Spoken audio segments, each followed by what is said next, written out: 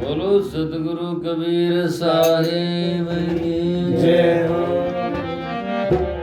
सतगुरु लमाराम जी साहिब की। अनंत कोटि संत महापुरुषों की। सतगुरु सेती करूं दंडवत वंदन साहिब कबीर। जन निर्मल प्रणाम करे कियो नाम में सीर।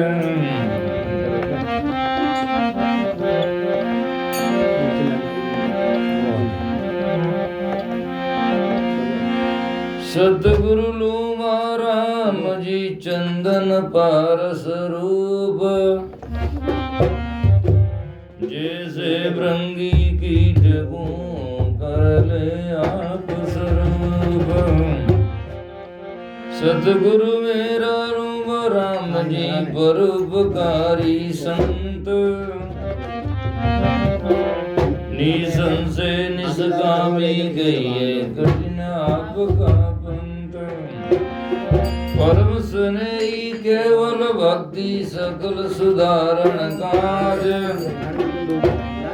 निर्मल दास चरणा में विनवे नमो नमो महाराज। ऐसे सतगुरु संत को शीश भेंट धरूं हाथ। सादर साहिब बंदगी भक्ति भाव के साथ।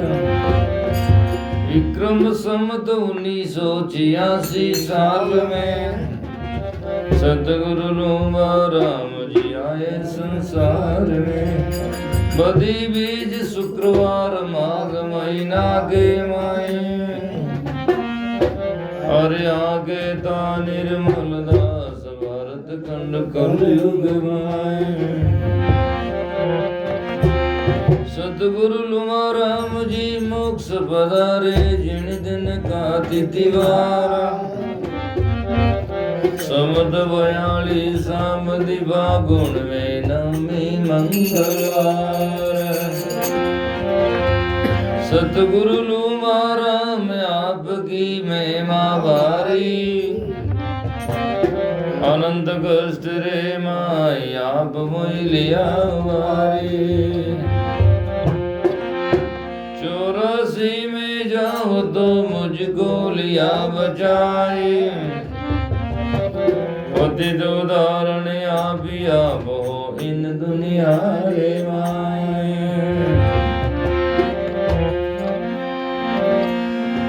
संत जो संसार में आई प्रगट भये नाम दिड़ाए के जगत तारा।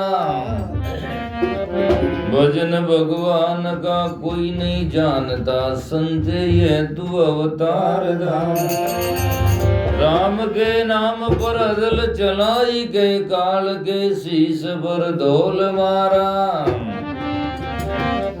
दास पलटो के रया सब डूबते संत ने पकड़ के किया पारा।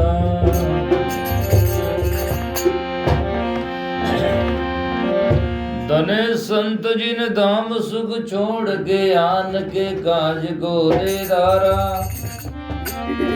ज्ञान समशेर ले पेट संसार में सकल संसार का मोटारा। प्रीति सबसे करे दुष्ट और मित्र से भली और बुरी दो शीश धारा। दास पलटो के राम नहीं जानहूं संत जिन जगत तारा।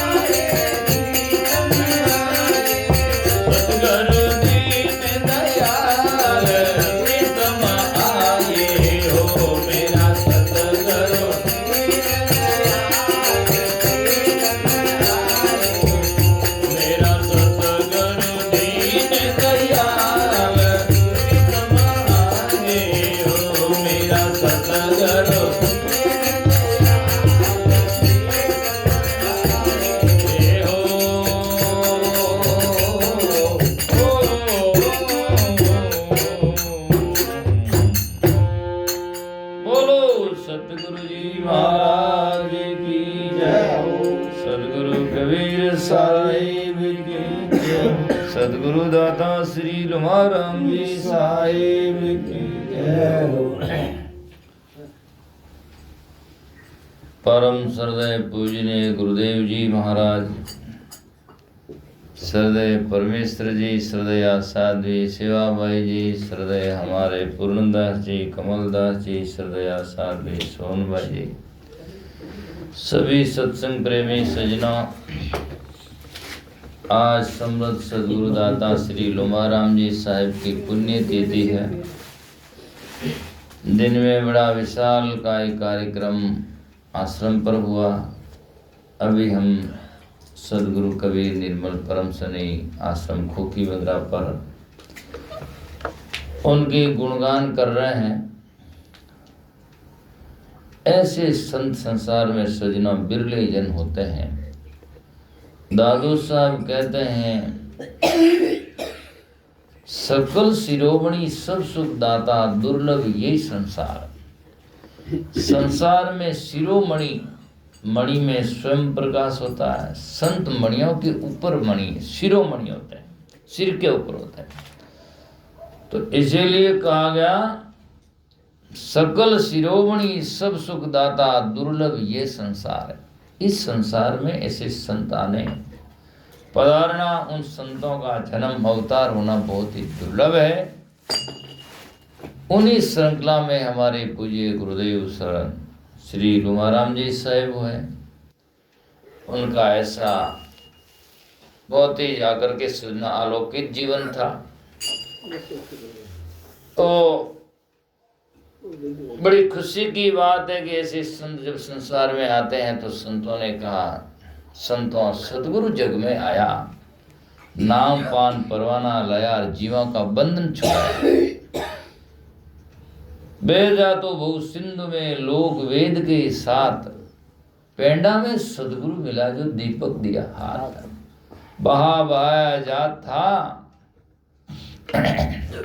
जन दरिया, सदगुरु मिला मुझे दिखाई बाट, नहीं तो भूला उजड़ जाए था मैं तो नरक पड़न के घाट। नरक पड़ने के घाट में जा रहा था, बाट में सदगुरु मिले, हमारा रास्ता बदल दिया। तो सदगुरु दीन दयाल प्रीतम आए हो। ऐसे प्रीतम पीयू बालम बड़ा प्यारा शब्द है। जैसे औरत के प्रीतम पीयू पति होता है, ये तो उदाहरण है। ऐसे ही गुरु भक्त जो होते हैं, पतिव्रत धर्म वाले होते हैं, उनके गुरुदेव प्रिय होते हैं।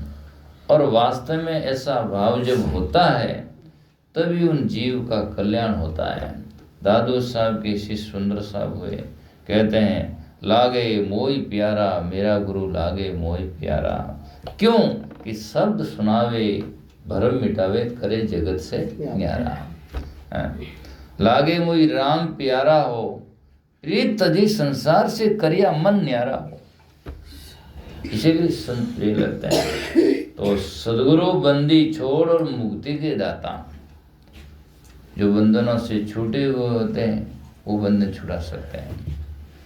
समदृष्टि शीतल सदा, अद्भुत जिनकी चाल, ऐसा सदगुरु सेविये जो पल में करे निहाल।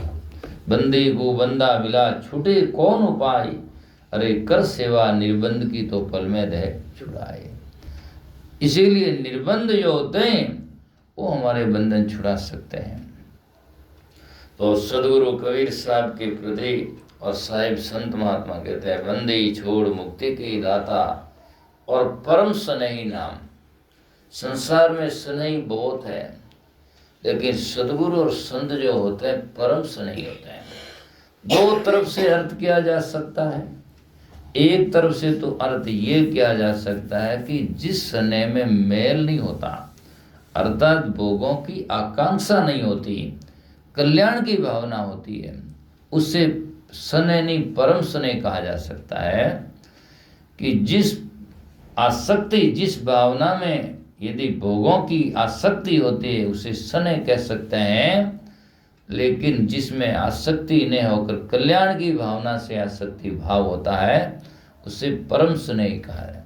दूसरी तरफ से ये अर्थ किया जा सकता है कि दुनिया में नाशवान चीज है उससे स्नेह न करे, परमात्मा से जो आद अंत मत सत्य है उसी से स्नेह करे, उसका नाम परम स्नेही है।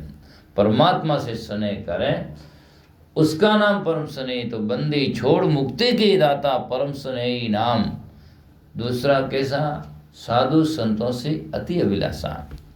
पूरे रात भर न सुनो और पूरी जिंदगी भर न सुनो, एक ही शब्द उसको पूरे जीवन में उतार लो तो ताम्रपत्र में लिख लो, कल्याण होना शुरू हो जाएगा या हो जाएगा। लेकिन खेद और विडंबना इस बात की है कि लोग सुनते बहुत हैं लेकिन जीवन में लेते नहीं हैं। यहाँ लिखा क्या? साधु संतों से अति अभिलाषा, संतों से अति प्रेम होना चाहिए। कई लोग इसे करते, अति प्रेम को जाते लेते लेते लेते उसको मोह में तब्दील कर देते हैं। मोह में तब्दील करना और घातक होता है। इसलिए प्रेम प्रेम होना चाहिए, लेकिन प्रेम जाकर के मोह में तब्दील नहीं होना चाहिए। मोह में तब्दील होने का अर्थ यह है कि प्रेम करते करते करते कर फिर भोग और वासनाओं की तरफ में जब बढ़ जाता है, इंद्रियों की आसक्ति में बढ़ जाता है, उससे जाकर के तो प्रेम नहीं मोह कहा जा सकता है। तो साधु संतों से अति अभिलाषा सब विधि पूर्ण काम, तो सब विधि से आपका कार्य पूरा हो जाएगा। अरे बंदी छोड़ मुक्ति करता परम स्नेही नाम, सब विधि पूर्ण काम, सदगुरु दीन दयाल प्रीतम आए हो। जैसे चातक स्वाति बूंद को रटता है आटो याम, पपैया स्वाति नक्षत्र की बूंद को प्यू प्यू रटता है, और जो ऐसा अपने गुरुदेव के शब्द और ज्ञान को रटता है तो उनका कर्म तो जरूर ही कटता है। लेकिन कुकर्मी आदमी जीव होता है तो गुरुजी कहे तो नटता है, तो जाकर कैसे कटेगा? इसीलिए मैं कहता रहता हूँ सज्जनों, कोई भी बात को जिंदगी में यदि कोई भी वस्तु का मूल्यांकन आंका जाएगा तो तभी आंका जा सकता है जब वो कसौटी से गुजर कर जा करके निपुण होता है। कसौटी से गुजरना पड़ता है। यदि कसौटी से नहीं गुजरे तो कोई वस्तु की कीमत नहीं आके जाएगा, कच्चा साबित करेगा। इसलिए सामा जैसी चातक स्वाति बूंद को रटते आटो याम, जिनकी सुरता लगी भजन में बिसरे सब सुख धाम। जिनकी सुरता भजन में लगी है तो जाकर के सजनों सब सुखों के जाकर के, अर्थात वो सुख नहीं चाहते। सुख का मतलब इसका मतलब वो दुखी होना चाहते हैं। यह भाव अलग चीज है। भीतर से तो वो परम सुख चाहते हैं, लेकिन इस संसारी ऐश्वर्य और सुख से वो जाकर के उपराम हो जाते हैं। जो क्षणिक सुख है, जिसको दुनिया ने सुख मान रखा है, उसको वो नहीं चाहते। वो शाश्वत सुख शांति जो चिरस्थायी है, जो कभी छोड़ता नहीं है तो उसी लिए वो महान पुरुषों ने कहा उनका जाकर के सुख से वो उपराम हो जाते, उसकी जरूरत नहीं है। संत महात्मा ने ये लिखा है कि देवू तो ही लेवे नहीं मेरा जन्म आया। समझाने का तरीका है, परमात्मा कहता है देवू तो ही लेवे नहीं मेरा जन्म आया, जो सुख जानिया पीव का वन और नहीं पाया। जिन्होंने पीव का सुख जाना है, दूसरा सुख कुछ नहीं है। पतिव्रता नारी को पति का सुख से वंचित करके हजारों ऐश्वर्य और धन दे दे, क्या वो सुख चाहेगी? उससे सुख से क्या है? उसके सामने कुछ नहीं, तुच्छ है।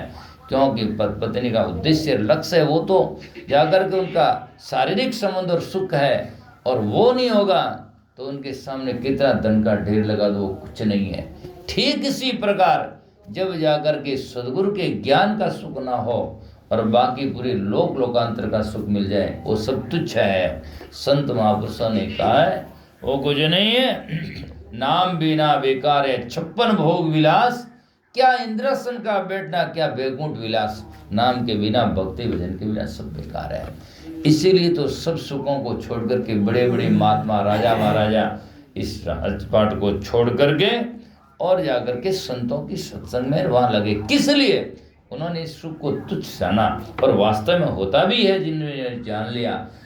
पलटो साहब कहते हैं जिन जिन शब्द पहचानिया तुच्छ लागी संसार, आई पड़ा सत्संग में डार दिया सिर भार। अरे मुआसो जीव तेरे जिन्हें लागे शब्द की चोट। आनंद मंगला चार परम सुख, उनके जीवन में सदैव आनंद रहता है। दुख का तो लवलेश कहाँ है? सूर्य के पास में अंधेरा का लवलेश नहीं रह सकता। सूर्य के पास में क्या अंधेरा होता है? सुंदरदास जी का भजन, रवि निकट नहीं देखिया कबू अंधियारा। रवि के निकट में कभी अंधेरा देखा नहीं जा सकता, हो ही नहीं सकता। उदाहरण भी कहते हैं कि प्रकाश जहाँ होता है अंधेरा कहाँ है? तो जहाँ प्रकाश नहीं होता अंधेरा भले ही हो। और अंधेरा कोई वस्तु है नहीं वास्तव में, अंधेरा प्रकाश के अभाव का नाम ही है। अंधेरा कोई वस्तु होती नहीं है। जैसे अब रात में इतना अंधेरा दिखता है, सुबह सूर्य उदय ये अंधेरा जाकर कहाँ गिरता है? कोई अंधेरा जगह है ऐसी? हमारी बाकी स्वस्थ सब वस्तुएं हैं, जो मान लो पानी है तो यहाँ से उठा कर दूसरी जगह, कचरा है तो दूसरी जगह उठा कर ले जाओ, हाँ। लेकिन अंधेरा जब जाता है तो वो कहाँ जाता है? तो वस्तुतः अंधेरा कोई वस्तु नहीं है, प्रकाश के अभाव का नाम ही अंधेरा है।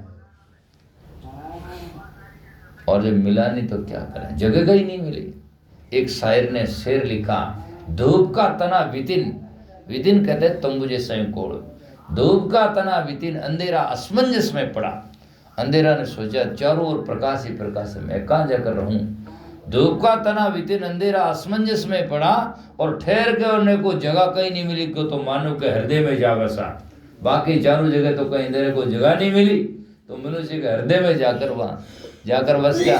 वहाँ न तो कोई प्रकाश जाता है और न वो अंधेरा कभी भागता है। इसीलिए दूसरे शायर ने बड़ी जुक्ति से लिखा। दूसरा शायर लिखता है कि रोशनी कोट और किलों में है, रोशनी फैक्ट्री और मिलों में है, और रोशनी जाकर के गजब का देखो तो वही सजना जाकर के महफिलों में है। लेकिन दुर्भाग्य की बात यह है कि अंधेरा दिलों में है। सब जगह जाकर के प्रकाश है, रोशनी है, लेकिन दिल में अंधेरा है। और वो अंधेरा जब जा सकता है गुरु के ज्ञान से, अन्यथा नहीं जा सकता है। इसीलिए आनंद मंगला चार परम सुख अमर करत है जीव, अरे सुमरन दे सतलोक पठावे ऐसा है समर्थ पीव। तो सदगुरु लुमाराम जी जैसे महान पुरुष इस दुनिया में आए, कितने जीवों को इस सत्संग भक्ति भजन में लगाया।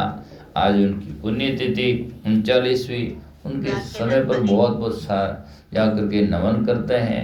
उन महात्माओं का गुणगान जितना किया जाए कम है।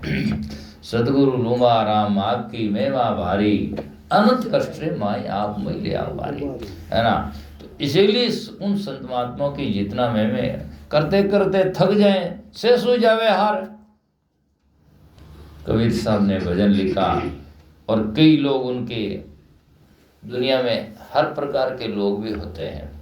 बरसात होता है, सब लोग खुश होते हैं, लेकिन जवासा जैसा घास और जाकर के सजना जो कीचड़ नहीं चाहते हैं तो वो सूखने लगते हैं। सूर्य उदय होता तो सब लोग खुश होते हैं, लेकिन गुगु बागड़ कोचरी चोरा हो उदास। गुगु कहता ओकट उगो ओकट उगो, है ना, क्योंकि उसको दिखता नहीं है। गुगु कोचरी और गुगु बागड़ कोचरी चोरा हो उदास। चमगादड़, चमगादड़ अलग है, बागड़ अलग होती है। चमगादड़ छोटा है, बागड़ थोड़ी कोयल के सदृश होती है, और वो बड़ला में उल्टी लटकती है। हाँ, लटके जान देख लो, हटके। हाँ, मोटा मोटा पंखा, इतना बड़ा नहीं है, छोटा कोयल के समान ही होता लगभग। तो बागड़ का एक अलग तरह का, उसका एक उनकी अलग पहचान है। बाकी जानवर जितने होते हैं उनके खाने का और बाथरूम जाने का अलग अलग अंग होता है, और बागड़ के एक ही होता है, जिस द्वारा से खाती है उसी द्वारा से वापस करती है। इसीलिए जो लोग एक मुख से दो बात करते हैं उसको कहते हैं बागड़ है। हाँ, तो इसीलिए संत महात्मा कहते हैं उल्टी लटकी। तो संत महात्मा की बात है। तो मैं कह रहा था इसीलिए कि सूर प्रकाश या श्रुतराम होई तिमिर का नाश, और गुगु बागड़ कोचरी चोरा हो उदास। गुगु ने, बागड़ ने, कोचरी उल्लू जाकर के, जिसको पाली की तरफ में चिमड़ा भी कहते हैं और उल्लू भी कहते हैं, कोचरी भी कहते हैं, और गुगु होता उससे बड़ा होता है। इंग्लिश भाषा में आउल। तो इसीलिए संत महापुरुष कहते हैं कि इनको तो तीनों को तो दिखता नहीं है, और चौथा जो चोर है दिखता तो है अपन चांदना के बिना, चांदना हो जाता तो चोरियां होती नहीं है। संतों झूठों ने झूठ सुहावे, चोरों रो दाव तो अंधेरे में लगे, नहीं चांदनो भावे। चोरों का दाव तो अंधेरे में लगता है, चांदना उसको अच्छा नहीं लगता है। इसीलिए जवासा जल रोग है उब सुख बसंत, घोड़ा अग्नि एक सर संसारी बीज संत। जवासा के जल का रोग है, जो ही जल बारिश होती जवासा घास सूख जाता है। इंद्र राजा जब बरसते देवे जवास्यो रोय, सीत्यानासी सब सूखे, खर मिश्री नहीं खाए श्वेत पर स्वानन ढूके। गद्दा ये मिश्री है पर काल है, शहद कुत्ता खाता नहीं खाता तो मरता है, काल है। और कितना जिसको मधु की परिभाषा देते हैं शेर तो को नहीं खाना है, शेर को नहीं खाना, तो नहीं खाया, मर जा। इसीलिए तो तात्पर्य यह है। तो और घी जैसी चीज है,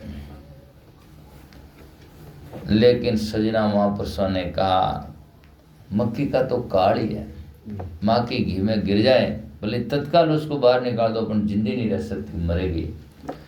इसीलिए गरीब साहब ने वाणी में लिखा कि जाकर के सजनों मक्खी का घी काल है, तो उसके साथ में दिया गद्दा मिश्री पाइए इनका ओही काल, माँ की ग्रत नवाइए प्रसति पेमाल। मक्खी को घर से नवा दो, प्रसति पेमाल खत्म हो जाएगा, गद्दा को मिश्री पिलो मर जाएगा।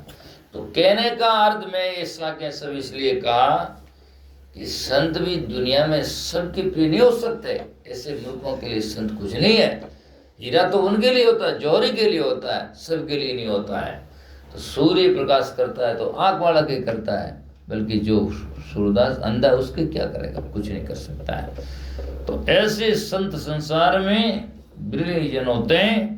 तो चरण कमल सदगुरु जी की सेवा, उन संत महात्माओं के चरण कमलों में सदगुरु जी की सेवा हम करें। संतों के चरण कमल सदगुरु जी की सेवा कैसे करें? संतों की वाणी में एक और तो संदेश देते हैं, दूसरी ओर शर्त देते हैं, ये करो ये करो। चरण कमल सदगुरु जी की सेवा कैसे? मन चित्त दे अनुराग, मन और चित्त दे करके और अनुराग ना प्रेम लगा कर करो। यदि आपकी सेवा में भक्ति भजन साधना में सत्संग में यदि प्रेम और मन और चित्त वहाँ नहीं लगा है तो आरती आरती नहीं हो सकती है, पूजा पूजा नहीं हो सकती है, सत्संग नहीं हो सकती है, और सेवा नहीं हो सकती। केवल औपचारिकता होती है, और केवल औपचारिकता से स्वांग फकीरी राम नहीं रिझे, हुनर करो बोले हजार। स्वांग फकीरी से राम रिझता नहीं है। इसीलिए हमें जाकर के भक्ति जिसे कहते हैं निश्चलता की बात है।